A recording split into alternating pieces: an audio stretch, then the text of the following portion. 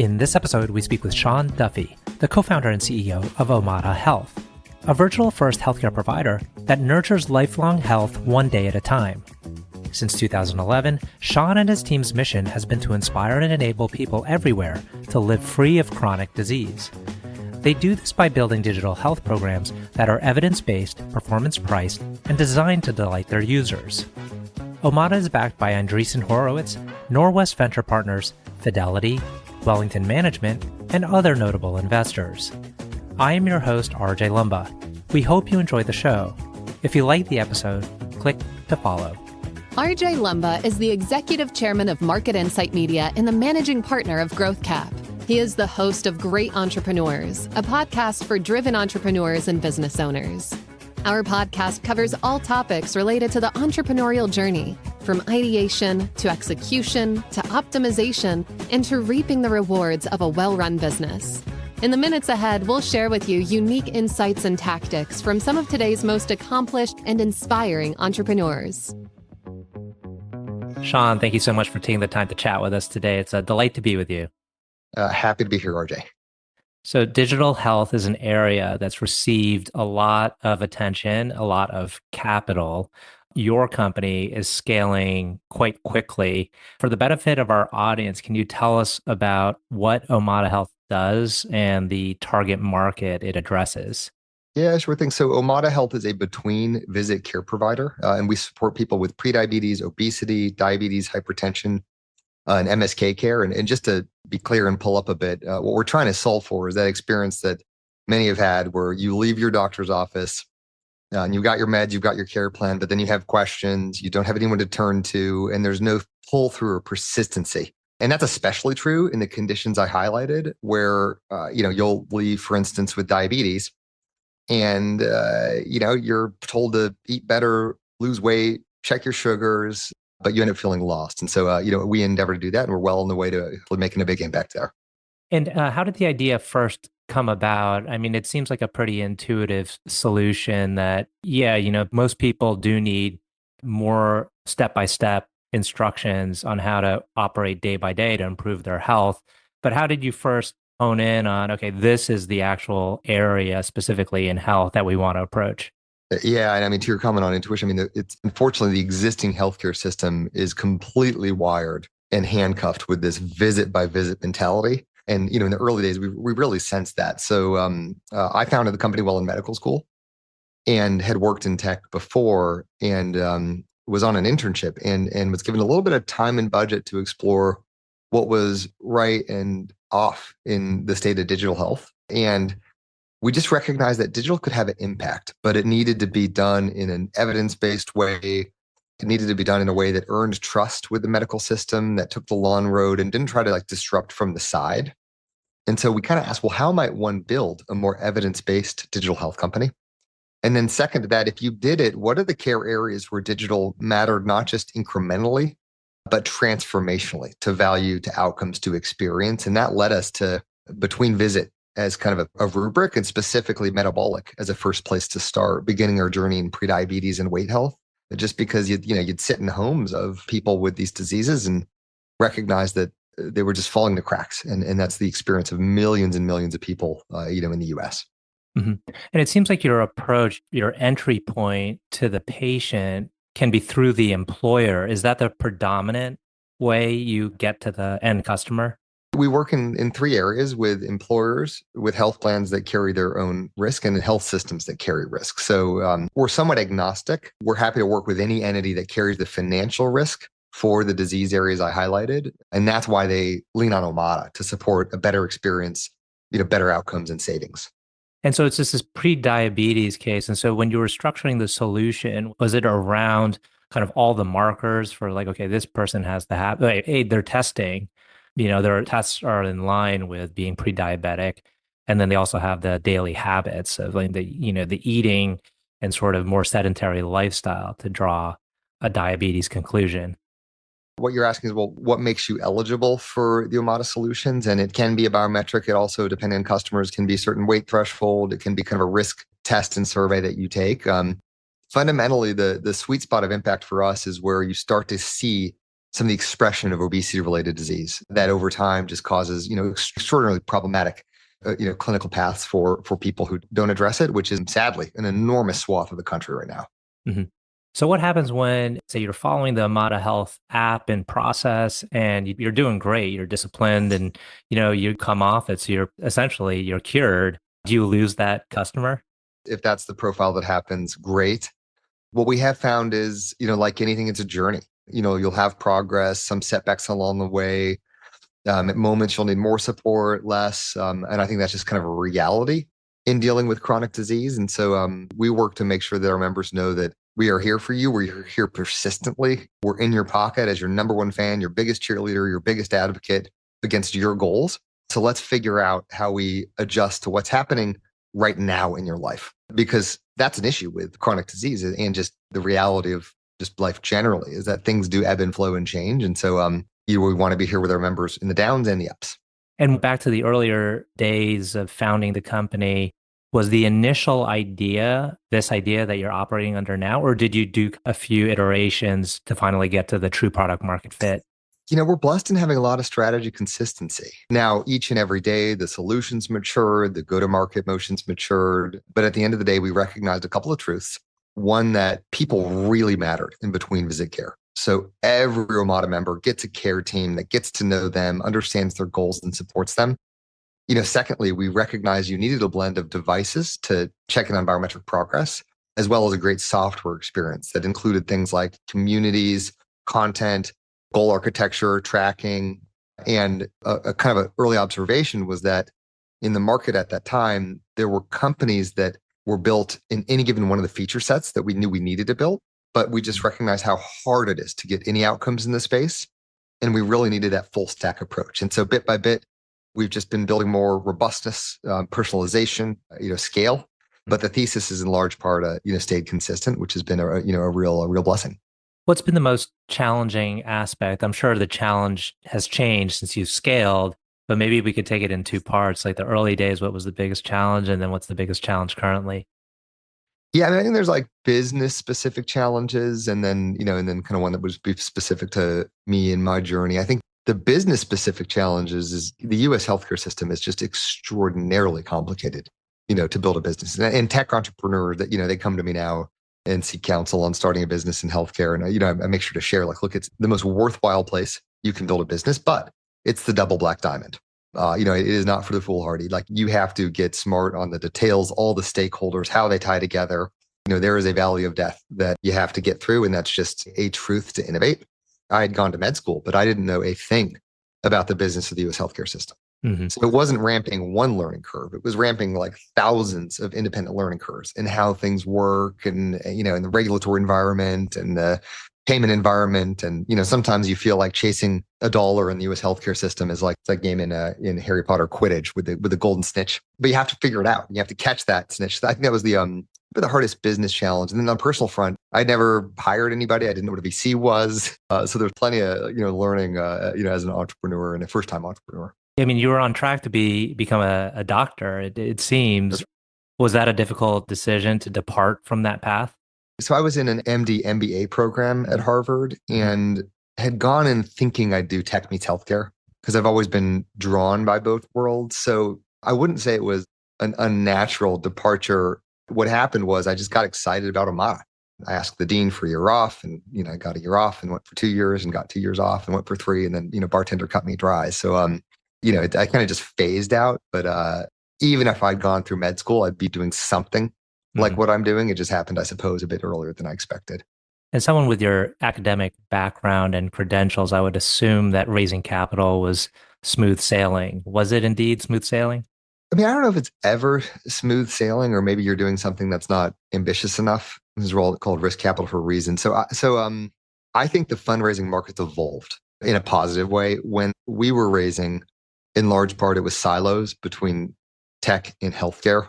You talk to the tech investors and they're like, I don't know about the regulatory environment, or why are you spending that $1 million on a clinical trial? Or this is a little bit beyond me. And then, on the healthcare side, they're like, well, where's your monopolistic IP? Mm-hmm. So it was kind of a period of time where you needed folks that were comfortable with the intersection and convergence companies, and the numbers of those folks were smaller than they are now. So, I think it's never easy to raise money, but I think for a convergence health meets tech company, it's a better venture landscape than when I started Omada. So you've managed to raise significant capital and from some of the best investors. You have Andreessen Horowitz, Norwest, Fidelity, et cetera. Tell us about your process of selecting these investors. Did they have certain kind of characteristics, qualities that you really said, okay, these folks would make for great partners?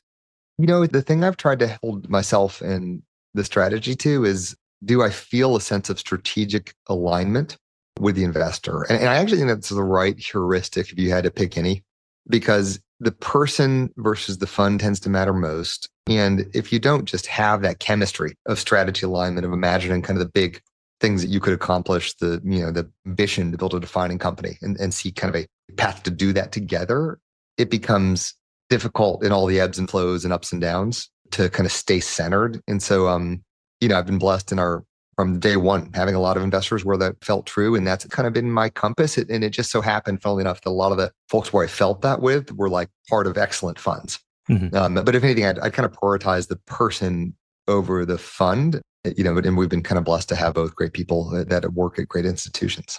Mm-hmm. A little bit of a sidetrack here, but I'm curious, like what your early days were like when you were growing up. I mean, did you find that you were always veering into entrepreneurial endeavors? Were you kind of showing signs early on? I mean, I think so. My family environment was really imaginative, creative, like kind of anything was possible. I love to build anything. Like I build the Connects roller coaster, tear it down, build it again, just addicted to roller coaster tycoon and optimizing the revenue of my theme park and the rides and the layout. And so I knew I had to build in some capacity, almost as a bit of a compulsion. So maybe I didn't recognize it as entrepreneurship because I didn't have exposure early on in my family to entrepreneurs or otherwise. But I think the core attributes were probably there. And now that you're, I think you've raised almost like $500 million, you've brought in debt financing. I guess one question on the debt was like, does that mean you're kind of in this phase now where you're throwing off a decent amount of cash flow, you can service the debt, or is there's some structuring in that? We don't have to get into too many details, but maybe it's something that gives a hint to kind of where you are kind of company-wise. Yeah, I mean, we're operating on a funded plans, which is kind of a great thing to do. From a debt standpoint, very modest amount, which is typically advisable. I think it's a very generally bad thing for a business to try to use debt as some sort of kind of extension to runway, or otherwise we've never done that. It's just, but you can, if the business is stable and growing and mature and underwritable, you can use that to create kind of a balanced, cheaper access to capital, because equity is a very expensive, way to raise capital. So it's tend to recommend against, venture bet when people ask, but at some point in the company's maturity, it makes sense at a modest level. And it seems that as you were describing the company and kind of the ambition for it, that this could become a really big company one day, especially when you have like this installed base of customers that you're continually dealing with. You can extend offerings. Is that the idea here, that this can be tens of millions, hundreds of millions of customers? Well, I mean, that's the plan. We've crossed well over 1 million people that we've helped.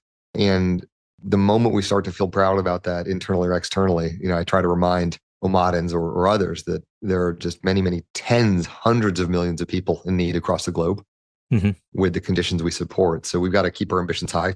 We've got to turn that 1 million into 10 million, into 50 million and beyond. And the scale of our ambitions needs to meet the scale of the problem.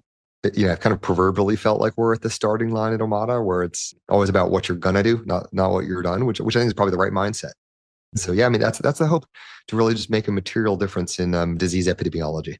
One of the keys to scaling, of course, is people and bringing in the right talent. And, frequently entrepreneurs say it's the toughest part of the business is like identifying and bringing in the right talent. How have you done so far in terms of bringing in the right talent? I'll totally agree. I mean, that is one of the toughest parts. And boy, I've gone to great lengths to recruit as exceptional people as possible. Now, I haven't had a perfect hit rate. I mean, I think that even the best leaders, maybe 20% of the time you're going to make a mistake because someone's ability to perform is so circumstantial relative to like what the needs are of today, your environment, et cetera. So you can't have perfection. Very proud of the current state of Omada's executive team, our team generally. And that's so important, because the moments where I've rested most uneasy at Omada was where I just knew I had a function that was failing or something that needed to be fixed. So your personal stress level is quite tied to the caliber of the talent. And helplessly as you grow, I mean, as a CEO, you're going to be surprised by what's happening in your organization, and the surprises, if they're amazing, or wow, like we pulled off something that's just remarkable. It's always related to just the incredible people that join your mission and give it their all. Hmm. Tell us a little bit about your culture and maybe how you came about developing that culture. Yeah, so I mean, we've been, I think, pretty intentional. It's important to us. I think it's important to us to create a feel that you can do well by doing good, but remain, extraordinarily ambitious and decisive and hardworking. So I think step one is being specific and clear on the mission statement, the vision statement, the company strategy. Because without a sense of like where you're going, it's actually tough to shape culture. And so if you feel that you're getting like angst and cultural angst within an organization, step one is probably like, do people have a shared vision of where and why? And so that's always been important. I mean, Omada has our strategy on a page. We call it our SOAP. Everybody's, sees it, gets it. Every year we kind of re-architect it, lays out the specific objectives for the year and just kind of re-articulates the strategy. And then from there, it's about values, and not just codifying them, but ensuring that they're part of key organizational processes. And a mistake I sometimes find is people don't attach a value to a behavior. It's like a value is not world-class products. It's kind of the behaviors inside the organization that could create that experience. So we put a lot of time and thought into not only the values that we have at Omada, but also just how they're embedded into really our corporate processes, which starts from hiring, to be honest, but then even goes through performance reviews, how we highlight them when we celebrate achievements, reflect on setbacks, et cetera. And as you've gone through this entrepreneurial journey and building the company, getting it to, bigger and bigger stages, has there been like one leadership insight that was kind of like an unlock for you? Like maybe you had not like realized that a true catalyst to kind of accelerating growth would be to operate in a slightly different manner. Any insight on leadership that you could share with us? Yeah, I mean, I think it's interesting. One, I mean, for the entrepreneurs out there, I mean, the role changes a lot. I've gone from Omada, from me and two people to, well over 700 people. And what's required of the CEO role, taking yourself out of it, does change. So it's probably been like a couple versions of that. I think that as the company evolves and grows, clear communication becomes ever more important. Creating the right communication scaffolding within your organization becomes ever more important.